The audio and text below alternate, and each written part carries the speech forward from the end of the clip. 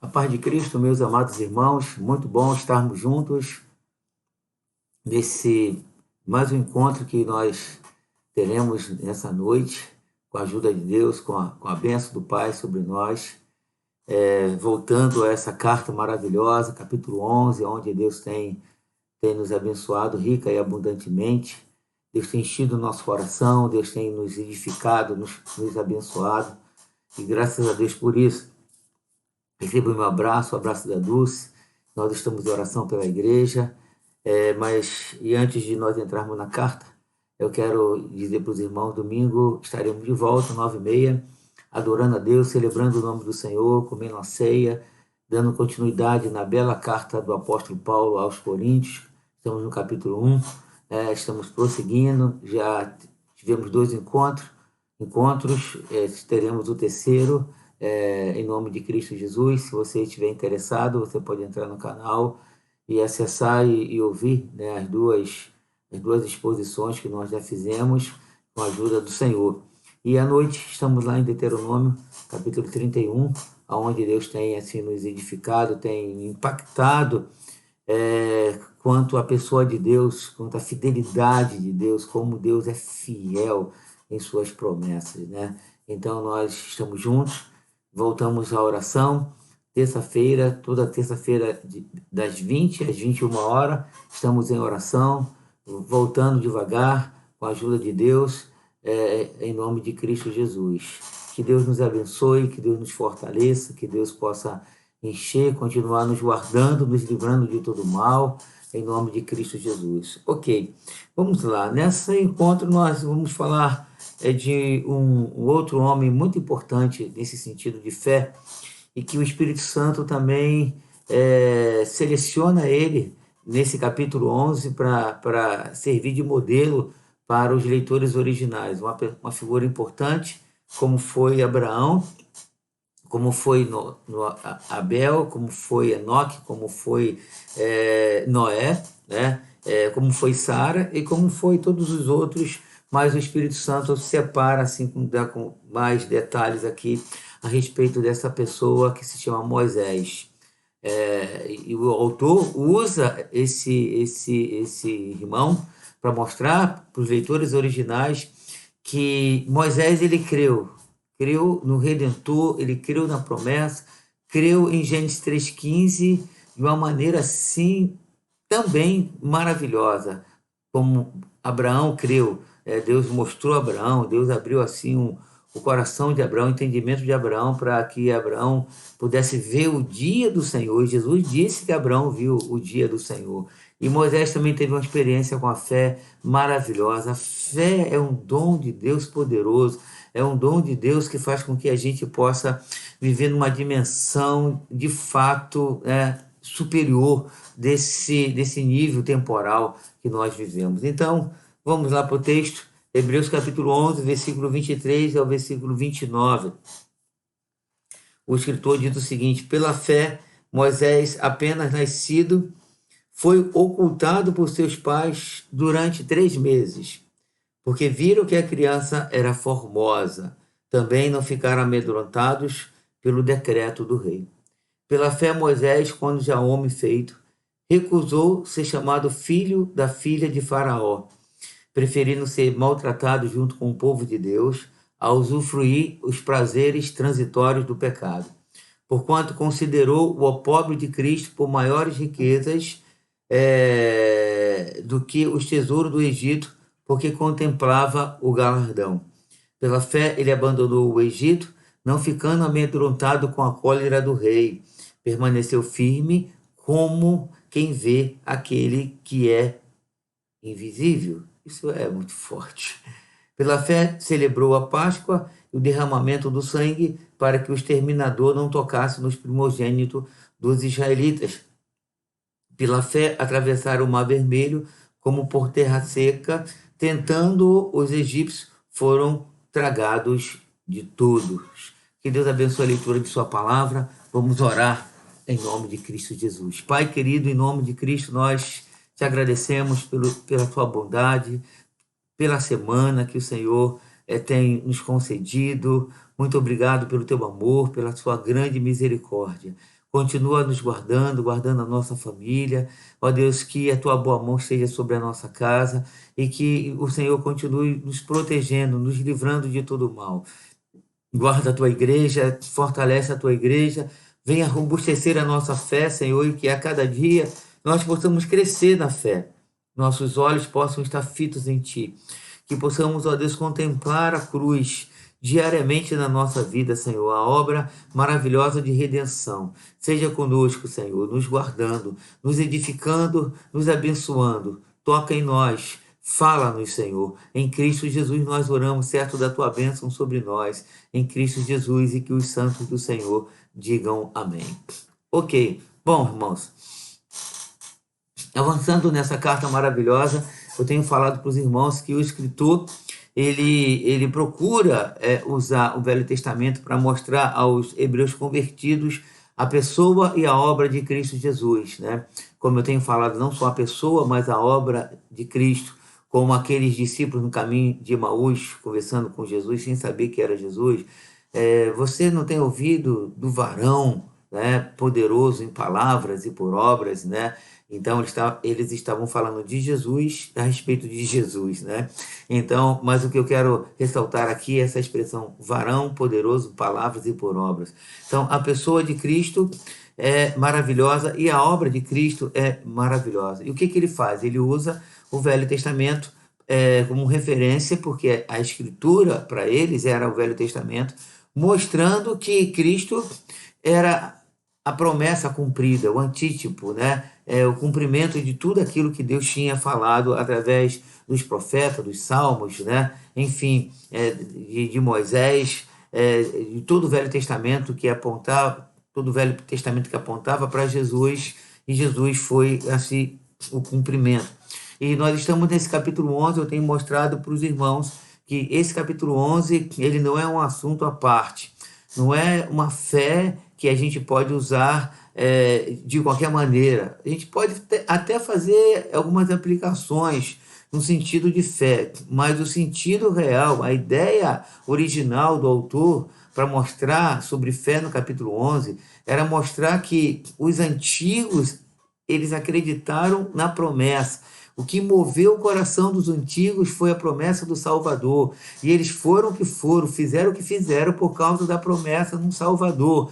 E a esperança deles não era temporal, era uma esperança eterna. A cidade deles não era uma cidade geográfica, era uma cidade celestial. Não obstante estar envolvido Canaã, não obstante estar envolvido as bênçãos temporais que eles desfrutaram, ainda desfrutam, no entanto, estava muito além do véu, uma promessa eterna do Salvador, né? Então, o que movia os antigos, voltando aqui para o texto, trazendo a memória dos irmãos, nesse capítulo 11, versículo 2, é o seguinte: pois pela fé os antigos obtiveram bom testemunho. Quer dizer, o testemunho deles foi bom porque eles tiveram fé. Mas fé em quê? Aí no versículo 39, o autor, né, o escritor da carta, diz o seguinte: ora, todos estes, falando dos antigos, que é o contexto, né, obtiveram bom testemunho, repetindo o que ele disse no versículo 2, né, por sua fé, não obtiveram, contudo, a concretização da promessa. Então, eles morreram sem ver a plenitude dos tempos, sem ver a encarnação do Verbo, como disse o apóstolo Paulo em Gálatas capítulo 3, quando ele diz que na plenitude dos tempos, né, o Senhor envia o seu filho, nascido de mulher, nascido de carne. Eles não desfrutaram disso. E nós, por outro lado, desfrutamos, graças a Deus por isso, que nascemos nesse período da plenitude da revelação, nascemos nesse período na plenitude do Espírito Santo, nascemos nesses últimos dias, e hoje nós estamos aqui aguardando a volta do Senhor Jesus Cristo que voltará para nos levar. Então, Moisés disse que o Senhor levantaria um profeta semelhante a ele, né? E aí nós vamos falar de Moisés, mas antes disso nós podemos nos lembrar também que Abraão viu o dia do Senhor e se alegrou, né? Então o Redentor já veio e o Redentor fez uma promessa que vai voltar, vai nos levar para o céu, aonde vamos dizer assim, a nossa morada eterna, na casa do Pai, que há muitas moradas. Então nós somos, lembrando aos irmãos, nós somos simplesmente peregrinos e forasteiros nessa terra. Essa terra não é nosso lugar.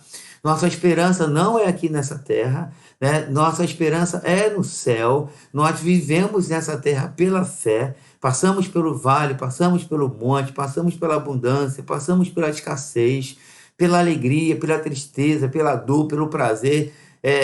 Mas nós sabemos que tudo isso é temporal, né? Que isso tudo vai culminar num momento espetacular, onde nós estaremos para sempre com o Senhor. Então, o que nós percebemos biblicamente nessa carta maravilhosa, e mais especificamente nesse capítulo 11, que o sentido da fé antes de Cristo era Cristo, e o sentido da fé após Cristo continua sendo Cristo. Tenho mostrado para os irmãos que Cristo é o centro, a Bíblia é cristocêntrica, né? A igreja deve ser cristocêntrica. Nós, pessoalmente, devemos ser cristocêntrico. Cristo deve ser o centro de tudo, porque o Escritor mostra que Cristo é maior do que tudo, maior do que Moisés, maior do que Arão, maior do que sacrifício. Cristo é maior do que a arca da aliança, a arca de Noé. Cristo é maior do que tudo. Cristo é o nosso sol da justiça. Cristo é o nosso redentor. Cristo é aquele que está acima de tudo. Foi esse Cristo que Abel creu e entrega o seu sacrifício, entregando as primícias do seu rebanho. Cristo foi aquele que Enoque creu, né? Porque tanto Abel como Enoque acreditaram em Gênesis 3,15. Então, Abel e Enoque creram, e Enoque, ao crer, ele anda com Deus. Cristo foi o que Noé creu, porque também Noé andou com Deus, e para andar com Deus tinha que acreditar na promessa de Gênesis 3,15. E Deus salva Noé e sua família pela arca. A arca apontava para Cristo. Cristo é o nosso Salvador, não para salvar somente 8 pessoas, mas para salvar uma multidão que crê nele, que se entrega a ele, que confessa Jesus Cristo como Salvador. Cristo foi aquele que Abraão creu, que Abraão viu, né? E ele viu o dia do Senhor. Ele entrega Isaac, acreditando que Deus era poderoso para ressuscitar Isaac dentre os mortos, como ele figuradamente o recobrou. Então, nós podemos ver que esses homens acreditaram em Cristo.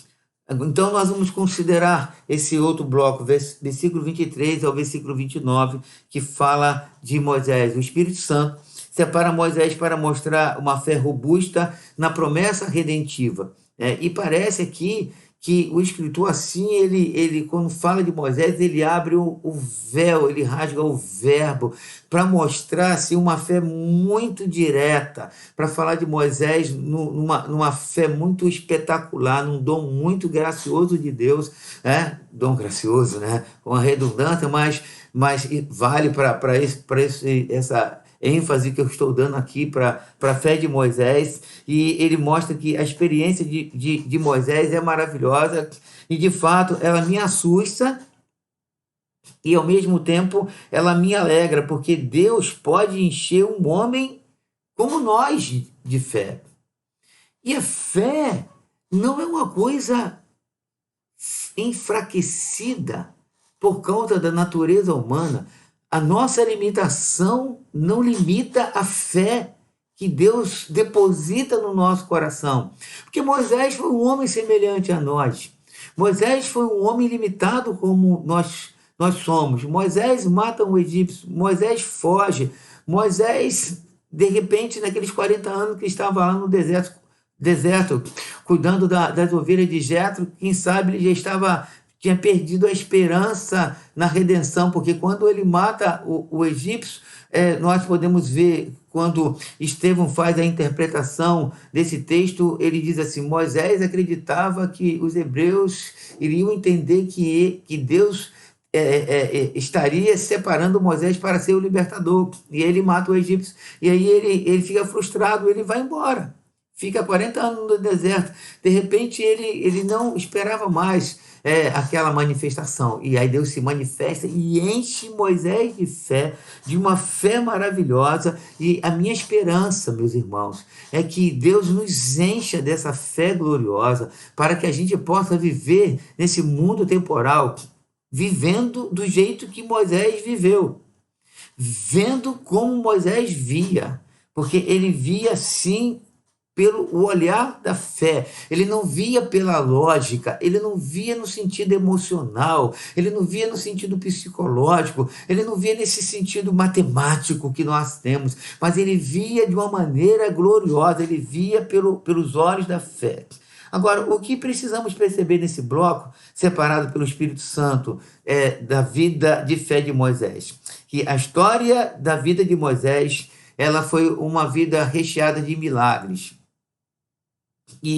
Mas o Espírito Santo coloca algo muito importante dentro desse assunto de fé, para onde a fé que Moisés foi enchido levou Moisés, né? Porque tudo aconteceu, né, na vida de Moisés, o fundo dos acontecimentos da vida de Moisés, o procedimento de Moisés estava firmado nesse versículo 26 e 27, mas depois a gente vai voltar no verso 23 a 25, que eu chamo de primeiro bloco, mas nesse versículo 26 e 27 a gente lê assim: porquanto considerou Moisés o opróbrio de Cristo por maiores riquezas do que os tesouros do Egito, porque contemplava o galardão.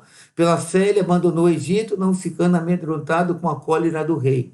Antes, ele permaneceu firme como quem vê aquele que é invisível. E quando a gente olha essa interpretação do escritor aos Hebreus, que é uma interpretação divina, é inspirada, que está aqui no cânon sagrado, aí ele afirma algo sobre a fé de Moisés, porquanto ele considerou o opróbrio de Cristo. Irmãos, vocês sabem quantos anos Moisés viveu antes da cruz? Aproximadamente 1.400 anos antes de Cristo. Aí, quando nós olhamos esse ato, esse espaço de 1.400 anos antes da cruz, e a gente olha a vida desse homem, né, e que a vida dele foi assim recheada de milagre. O nascimento dele foi um milagre, a proteção dele foi um milagre, a criação dele foi um milagre, como Deus fez, né? Que a sua mãe cuidou dele debaixo vamos dizer assim, do recurso de Faraó. Ele foi ensinado em toda a sabedoria do Egito. Ele viveu até 40 anos dentro daquela, vamos dizer assim, daquela regalia, privilégio, Deus preparando Moisés na língua, na cultura, na sabedoria, porque a Bíblia diz que ele era um varão poderoso em palavras. A gente lê isso no texto lá de Êxodo. Então nós podemos ver que a segunda parte da vida de Moisés foi também recheada de milagre, porque ele fica lá guardando as ovelhas, e de repente a sarça arde. Depois, o último período da vida de Moisés, muito mais milagre ainda. Deus leva Moisés de volta ao Egito, Deus faz milagre pelas mãos de Moisés, as 10 pragas, o mar se abrindo, a vida de Moisés, ela é recheada de milagre. No entanto, o maior milagre na vida de Moisés, o que a fé de Moisés é acentuada e o que moveu todo esse contexto da vida de Moisés está justamente nesse versículo 26, quando ele considerou o opróbrio de Cristo, a vergonha de Cristo, por maiores riquezas do que os tesouros do Egito, porque ele contemplava o galardão. Aí você pode dizer assim: poxa, Moisés foi especial. Não, Moisés não foi especial. Há o dom que é especial. Ninguém é especial, mas o dom de Deus que é especial. E o dom que Moisés recebera é o mesmo dom que nós temos recebido. Ora, se eu faço essa afirmação que o dom é o mesmo, então tem alguma coisa que não está sendo harmonizada. O que não está sendo harmonizado? Foi o tipo de vida que Moisés viveu. Né? Não estou dizendo que a gente precisa viver, voltar ao tempo e viver naquele modelo, vamos dizer assim, logístico de Moisés. Mas eu digo, o estilo de vida é o estilo de vida de fé. Esses olhos abertos contemplando a cruz, contemplando o opróbrio de Cristo ao ponto de desprezar as riquezas passageiras, de desprezar os prazeres transitórios do pecado para optar pelo opróbrio de Cristo. Essa é a aplicação contemporânea. Nós olhamos os prazeres, nós olhamos a vida e deixamos essas coisas para trás para abraçar a promessa gloriosa que é a cruz do Calvário. Isso me assusta. Tomara a Deus que nós, de fato, sejamos cheios dessa fé redentiva, porque a fé redentiva é, de fato, uma mudança de paradigma. O nosso modelo, ele tem que ser transformado.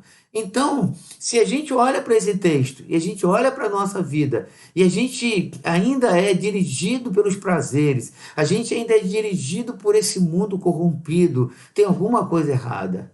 Nós precisamos reavaliar e pensar, será que de fato a minha fé é redentiva?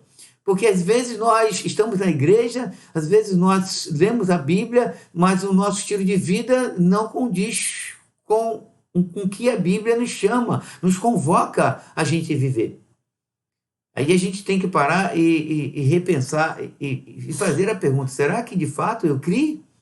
Ou será que de fato eu só me acomodei, me ajustei aos padrões, né, da igreja religioso? Eu tenho um linguajar religioso, eu tenho até uma vestimenta religiosa, eu tenho meus domingos são religiosos, mas o meu estilo de vida não é, de fato, um estilo de vida de fé. Se eu ainda compartilho dos prazeres, se eu ainda tenho prazer nos prazeres transitórios do pecado, né? E eu digo a você, meu irmão que está me ouvindo, se você tem ainda prazer transitório no pecado, eu quero te informar que você ainda não creu em Cristo de fato e de verdade. Porque quando nós cremos em Cristo, a Bíblia afirma categoricamente que nós somos nova criatura.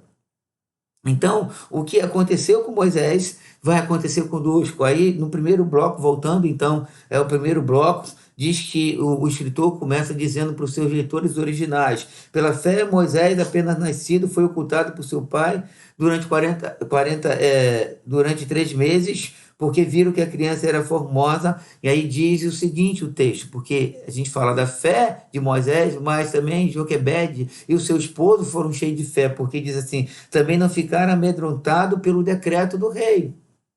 Ora, se os seus pais não ficaram amedrontados pelo decreto do rei, porque eles também foram enchidos de fé, Deus precisou encher os seus pais de fé, porque a sua mãe foi a sua mãe que ensinou Moisés, falou da promessa de Gênesis 3,15, foi a sua mãe que falou de Abraão, porque Moisés sabia que os hebreus eram irmãos, Moisés conhecia a promessa do Redentor, e ele foi ensinado oralmente pela sua mãe, que criou Moisés, né? Então, aí continuando no verso 24, pela fé Moisés, quando já homem feito, recusou ser chamado filho da filha de Faraó. Aí no versículo de número 25, diz, preferindo ser maltratado junto com o povo de Deus, a usufruir os prazeres transitórios do pecado. Aí no versículo 26, a gente encontra aqui uma conjunção explicativa que todo o texto, quando aparece essa palavrinha, é muito importante para a gente interpretar o texto. Ele diz, portanto, quer dizer, ele considerou o pobre de Cristo. Por que ele considerou? A explicação é o seguinte, porque ele, quando foi Moisés sendo homem feito, ele recusa ser chamado filho da filha de Faraó.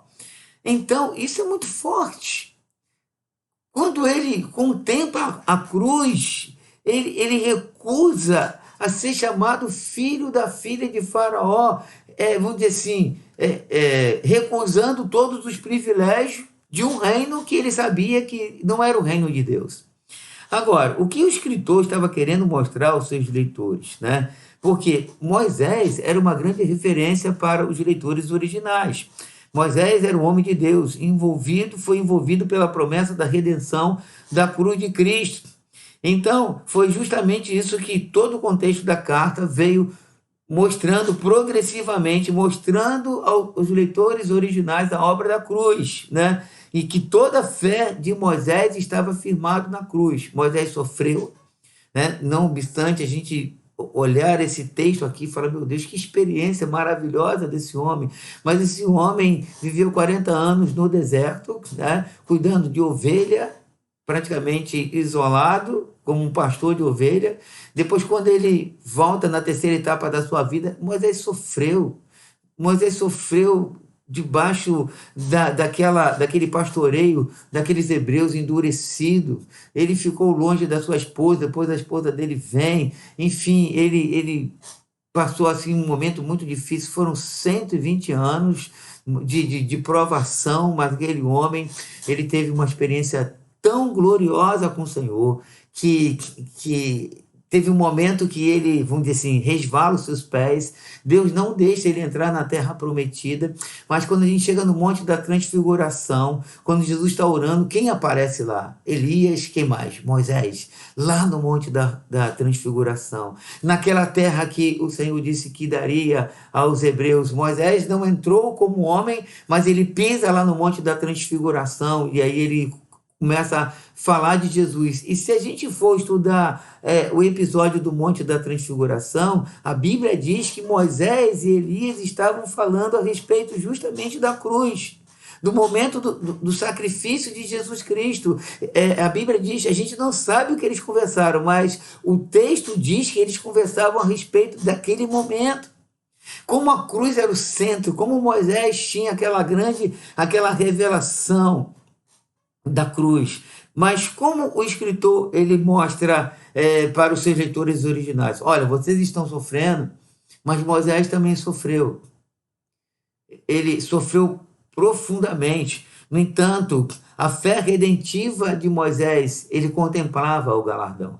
Voltem para o texto comigo e vejam só o que o escritor diz no verso 26. Porquanto considerou ao pobre de Cristo por maiores riquezas do que os tesouros do Egito, porque contemplava o galardão. Ora, Moisés conhecia os tesouros do Egito. Moisés conviveu na nata egípcia, porque ele era o filho da filha de Faraó. Moisés tinha acesso. Moisés conhecia muito bem o poder bélico. Moisés conhecia muito bem o poder de riqueza de Faraó.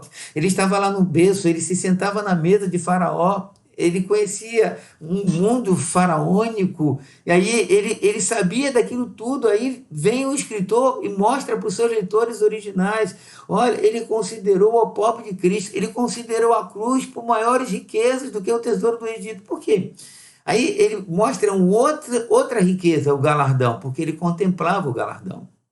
Quando nós olhamos essa linha de fé redentiva, ela culmina justamente para isso, nesse galardão que a fé redentiva vai produzir no coração daqueles que creem em Jesus Cristo.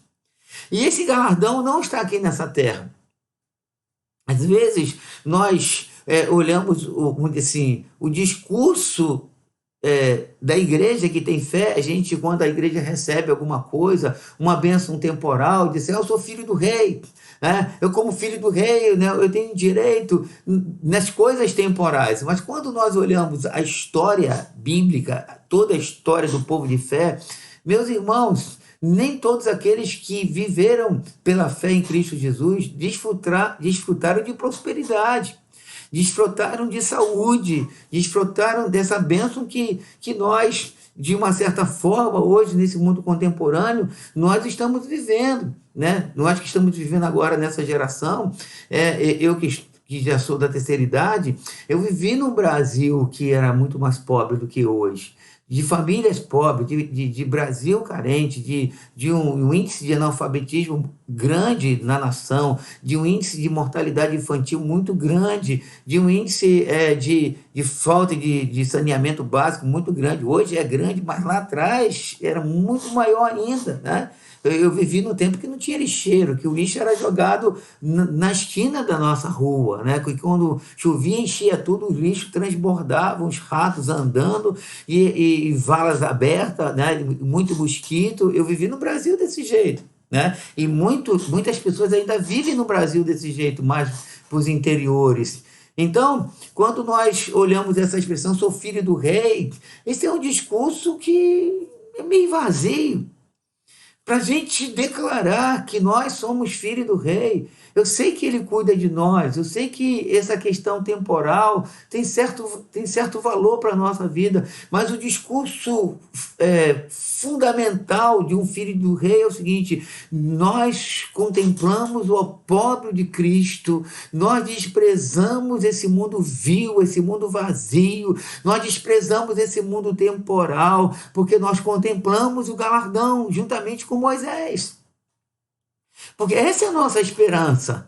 Ora, o apóstolo Paulo diz em 1 Coríntios capítulo 15, se a nossa esperança for nesse mundo, nós somos os mais infelizes dos homens.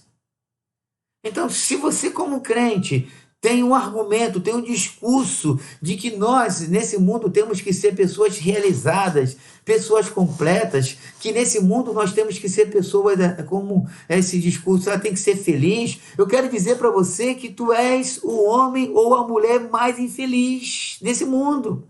Porque nós, como filho do reino de Deus, filho do rei, nós nos juntamos com Moisés.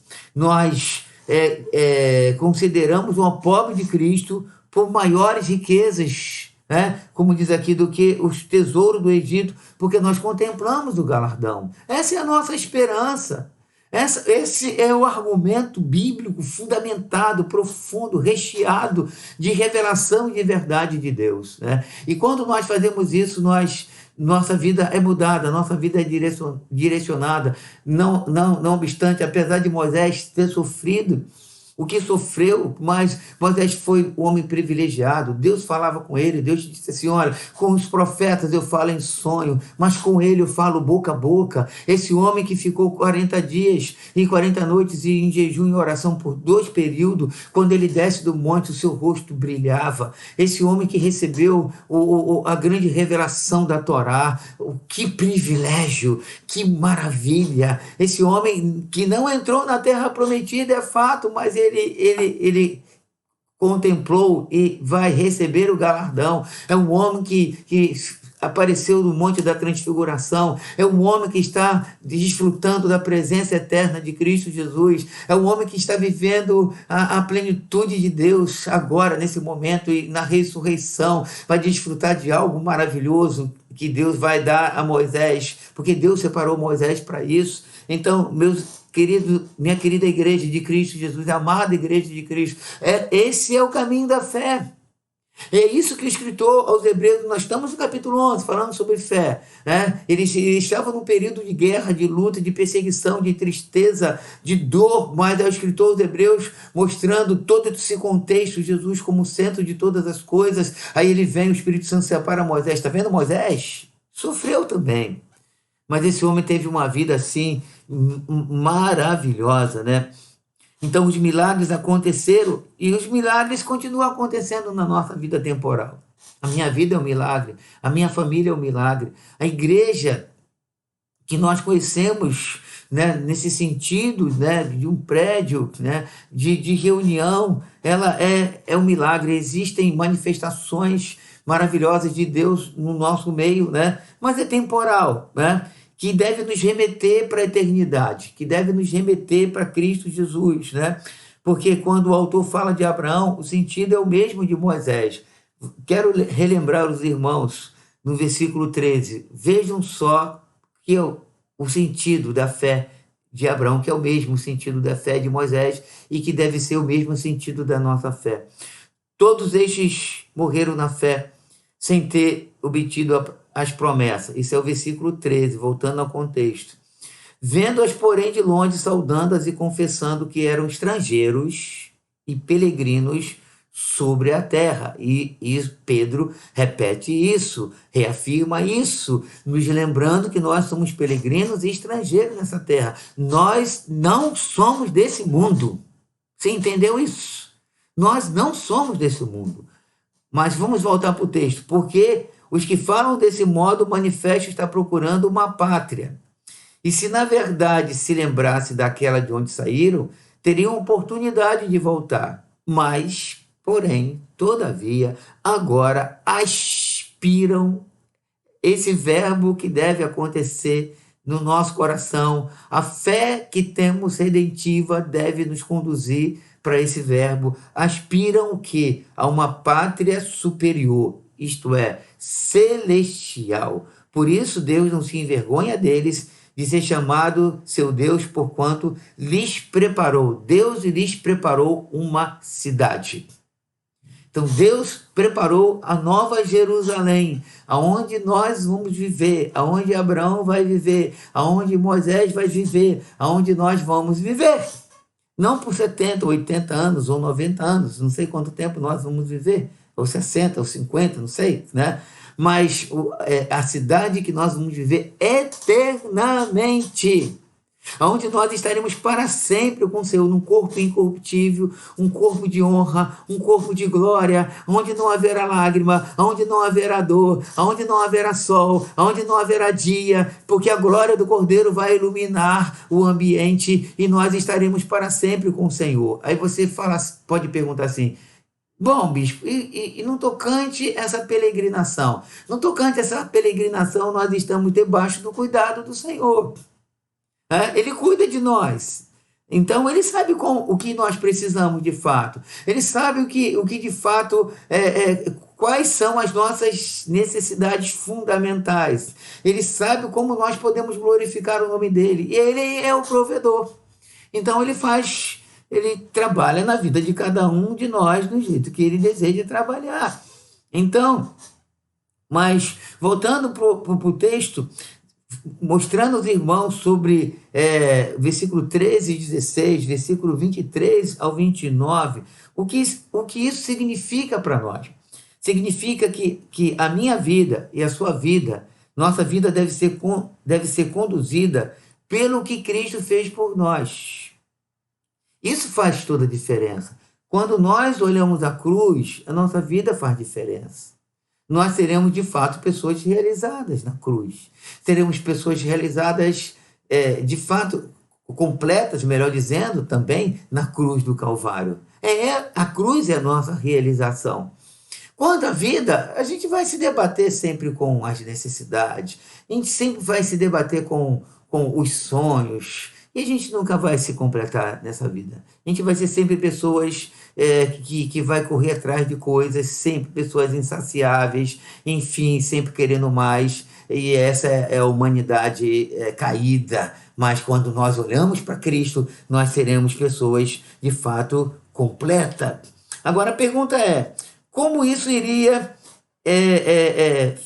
desprezar, vamos dizer assim, o que Moisés desprezou, os títulos que Moisés desprezou, voltando para a cruz, né? Então Moisés despreza todos os títulos, os prazeres transitórios do pecado, desprezou ser filho da filha de Faraó, porque ele contemplava o galardão, né? Não podemos, deixa eu te dizer uma coisa, que às vezes eu ouço isso, né?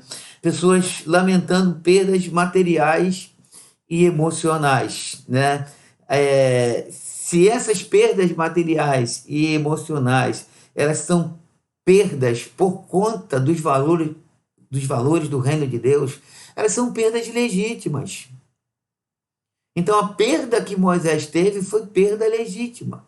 O que eu chamo de perda legítima? É uma perda que é tida por conta da revelação da fé. A fé dando uma guinada nos nossos valores. Isso é maravilhoso. Isso, na verdade, não é perda. É ganho. Moisés não perdeu. Moisés, ele ganhou, né? Então, ele ganhou porque ele teve uma fé, ele recebeu um dom maravilhoso de Deus, e a gente volta para o texto e a gente lê assim: pela fé ele abandonou o Egito, não ficando amedrontado pela cólera do rei. Percebam que o escritor usa o mesmo argumento que ele usa para os pais de Moisés, lá no versículo 23, né? Eles viram que a criança era formosa, lá no versículo 23, também não ficaram amedrontados pelo decreto do rei. Porque o decreto do rei é a cólera do rei, né? Aí lá no versículo 27 diz a mesma coisa, né? Não ficando amedrontado com a cólera do rei, mas permaneceu firme como quem vê aquele que é invisível. Aí repetindo, Moisés não era um homem especial, o dom que é especial. E o dom de Deus, ele é imutável. Se Moisés recebe a fé salvadora e fica como quem vê aquele que é invisível, essa deve ser a nossa posição, porque foi isso que Jesus disse para Tomé. Olha, Tomé, você creu porque você viu, né? Tomé teve o privilégio de ver o Verbo encarnado. Mas Jesus dá prosseguimento e diz: bem-aventurado aqueles que não viram e creram. Ora, nós não vemos o que Tomé viu, o Verbo encarnado, mas nós cremos porque, pela fé, nós nos juntamos a Moisés e nós vemos aquele como quem vê aquele que é invisível. Pela fé, nós podemos contemplar o Cristo não mais crucificado, mas o Cristo que fora crucificado, que ressuscitou dentre os mortos, que ascendera aos céus, está sentado à destra da majestade de Deus, e nós nos juntamos agora com Estevão, e que diz: eis que vejo o céu aberto e o Filho de Deus de pé à destra da majestade de Deus. Irmãos, pela fé nós vemos o Senhor glorificado, reinando sobre todas as coisas.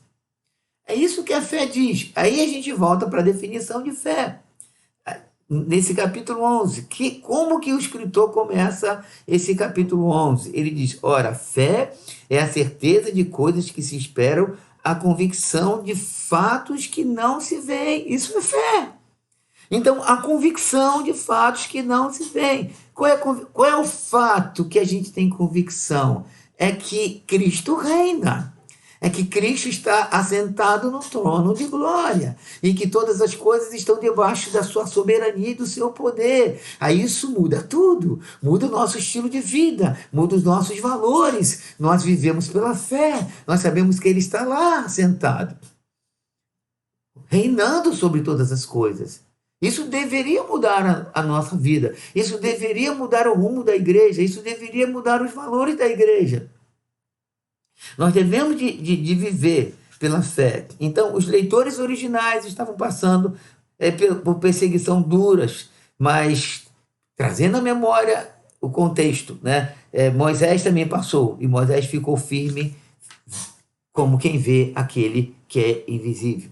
Só tem uma maneira, irmãos, de nós contemplarmos, ou melhor, de nós completarmos a carreira que nos está proposta. Aí o escritor diz isso, lá no capítulo 12, onde a gente vai futuramente, se Deus permitir, fazer considerações dentro desse texto.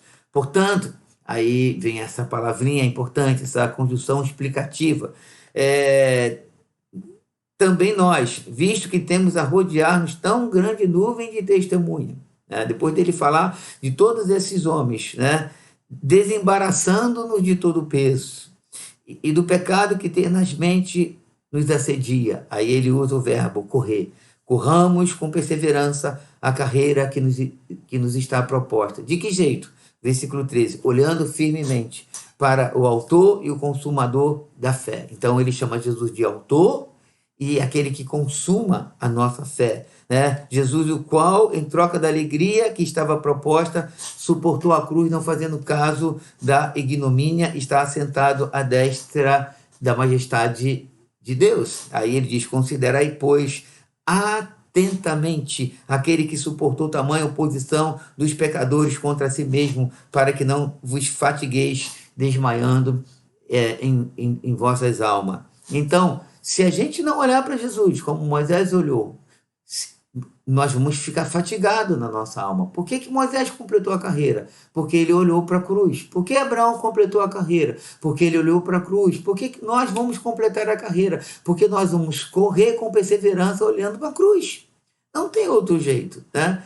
Não tem outro jeito de completar a carreira, porque a vida ela é cheia de episódios surpreendentes. E esses episódios podem ser de bênção, né? Esses episódios podem ser de provações, podem ser episódios de abundância e podem ser episódios de escassez. Quando a gente olha, por exemplo, os judeus antes de Hitler tomar alguns países na Europa, nós podemos ver que eles viveram assim, de uma maneira muito próspera. De repente, eles perderam tudo. Mas a vida é feita dessa maneira, de episódios que a gente não compreende. O que a gente, nessa vida, precisa de fato compreender? A cruz. Ela precisa ser clara, ela precisa ser direta, ela precisa ser palpável pela fé. E isso que a gente precisa estar apegado e entender plenamente. Jesus morreu pelos nossos pecados. Jesus ressuscitou pelos nossos pecados. Jesus ascendeu pelos nossos pecados. Jesus está à destra de Deus, reinando sobre todas as coisas. Isso tem que ser, de fato, bem claro na nossa mente. As outras coisas, a gente não pode compreender ou não. A gente pode ter resposta ou não. A resposta que a gente tem clara é esse amor de Deus que foi revelado na pessoa de Jesus Cristo. E o bloco é fechado falando de dois eventos maravilhosos. Vamos voltar para Hebreus capítulo 11, versículo, bloco 23 a 29, e a gente fecha mostrando para os irmãos como o escritor fecha esse episódio da vida de Moisés. Diz: pela fé Moisés celebrou a Páscoa e o derramamento do sangue para que o exterminador não tocasse nos primogênitos dos israelitas. Pela fé atravessaram o Mar Vermelho como por terra seca, tentando os egípcios, foram tragados de todo. Como ele fecha esse bloco? É maravilhoso o fechamento. Por quê? Ele pega dois eventos maravilhosos. O primeiro foi a Páscoa e o segundo, a abertura do Mar Vermelho. O primeiro, a Páscoa, apontava para o Cordeiro Pascal, Jesus Cristo, porque a Páscoa fala de saída do Êxodo, né, da redenção, e mostra o Cordeiro aos 14 dias, o Cordeiro no vinho, né? O Cordeiro sem mácula apontava para Jesus, o Cordeiro oferecido, então apontava para essa redenção maravilhosa. O mar aberto apontava para o caminho aberto para a terra prometida, mas aberto para o encontro da promessa. A promessa é Cristo, a terra é Cristo, o descanso é Cristo Jesus, né? Aquele varão semelhante a Moisés, que Moisés profetiza para os hebreus. Então, dentro desse resumo maravilhoso de Páscoa e Mar Vermelho, eu quero dizer para os irmãos: fiquemos firmes olhando para o autor e o consumador da nossa fé. Eu digo para você, meu irmão, não pare, não desista, não desanime, não retroceda. Vamos caminhar até o final, olhando para Jesus Cristo, como esse bloco fecha, para o Cordeiro que foi imolado no nosso pecado, o mar que se abriu. O Senhor tem aberto o caminho do novo e vivo caminho que Ele nos consagrou pelo véu. Então o caminho foi aberto pelo sangue de Cristo Jesus e nós podemos nos aproximar de Deus Pai e vivermos para sempre com o Senhor. Que Deus nos guarde, que Deus nos fortaleça em nome de Cristo Jesus. Vamos orar. Pai querido, que o Senhor possa robustecer a nossa fé, que a nossa fé possa estar firmada no Cristo redentivo, naquele que morreu pelos nossos pecados. Senhor, Moisés não foi um homem especial, mas o dom que ele recebera foi e é especial. Ele recebeu o dom da fé. Há 1400 anos aproximadamente antes do episódio da cruz, diz a palavra do Senhor que ele viu o opróbrio de Cristo. Ele, ó Deus, preferiu o opróbrio de Cristo. Senhor amado, essa fé é tão gloriosa que ela, ó Deus, remete o homem do passado lá, Senhor, para um futuro. E também esse mesmo dom nos remete agora, no futuro, para um passado de 2000 anos atrás, quando o episódio da cruz foi, ó Deus amado, consumado lá naquela cidade, Senhor, fora da cidade de Jerusalém, naquele monte chamado Gólgota. E nós olhamos agora para trás, Senhor, e olhamos para o episódio central de toda a história, de toda a promessa, Senhor. Ó Deus, Moisés, 1400 anos antes, e nós aqui 2000 anos após, Senhor. Ó Deus, voltamos os nossos olhares para, ó Deus, aquele monte maravilhoso, e nós acreditamos, Senhor, que na cruz o seu Filho amado foi imolado, foi, ó Deus, a oferta pelo nosso pecado, e, ó Deus, isso tudo mudou a vida de Moisés, mudou a nossa vida, mudou a vida de Abraão, mudou a vida da igreja, e nós queremos te agradecer, Senhor, pelo episódio da cruz, que nós sejamos cheios de fé, Senhor, como disse o Senhor, que nós devemos crer em Ti conforme diz as Escrituras, do nosso interior fluirão rios de águas vivas, que a nossa fé seja uma fé real, uma fé verdadeira, ó Deus amado, porque olhamos muitas vezes para a nossa vida, para a nossa conduta, e olhamos para aquilo que a Sua palavra diz sobre fé, e ó Deus, e nós ficamos chocados, ó Senhor. Por isso te pedimos que esse dom maravilhoso seja derramado sobre nós. Como disse o apóstolo Paulo, isso não vem de vós, é dom de Deus. Nos conceda, Senhor. Ó Deus, que esse dom seja confirmado na nossa vida e que nossos olhos sejam abertos. Ó Deus, aquilo que o Senhor disse para Tomé, você creu porque você viu, mas bem-aventurado aqueles que não viram e creram. Ó Deus, nós que não estávamos lá, ó Deus, como Moisés também não estava lá. Ó Deus, mas nós queremos crer de fato que Tu és o Salvador. Crer, Senhor, para que nós possamos entender que nós somos simplesmente peregrinos e forasteiro nesse mundo, Senhor, perverso, nesse mundo ímpio, nesse mundo que vai ser, ó Deus, que está condenado, que os céus vão se enrolar, a terra vai se passar, receberemos novos céus e nova terra, onde habita a justiça. Por isso, Senhor, durante esse período que nós estamos, ó Deus, peregrinando nessa terra, que possamos viver do jeito que Abacuque disse, profetizou, que o seu justo iria viver pela fé. Ó Deus, e aí o escritor aos Hebreus, interpretando esse texto, ele diz, e se retroceder, nele não se compraz a sua alma, que possamos ser homens e mulheres perseverantes, que possamos, ó Senhor, ter os nossos olhos fitos no Senhor. Guarda a Tua igreja, renova a sua igreja, Senhor, pelo poder e a autoridade de Cristo Jesus. Entregamos a nossa vida nas Tuas mãos e que sejamos tomados de toda a sua plenitude. Fortalece os nossos corações, Senhor, e muito obrigado por tudo que o Senhor tem feito na nossa vida. Fortalece, Senhor, fortalece a nossa fé em nome de Jesus Cristo, e que possamos correr com perseverança a carreira que nos está proposta, e que possamos completar a carreira, e que possamos contemplar o galardão, desejar o galardão, Senhor. Seja com cada um de nós. Em nome de Cristo nós oramos agradecido, e que os santos do Senhor digam amém. Que Deus nos abençoe, que Deus nos guarde, que Deus resplandeça o rosto dele sobre nós e que Deus tenha misericórdia de nós. Até domingo, 9h30, estaremos juntos, celebrando o nome do Senhor, comendo a ceia do Senhor em Cristo Jesus. Que o amor de Deus, a graça de Cristo, as consolações do Espírito estejam com todos, desde agora e para sempre. Amém.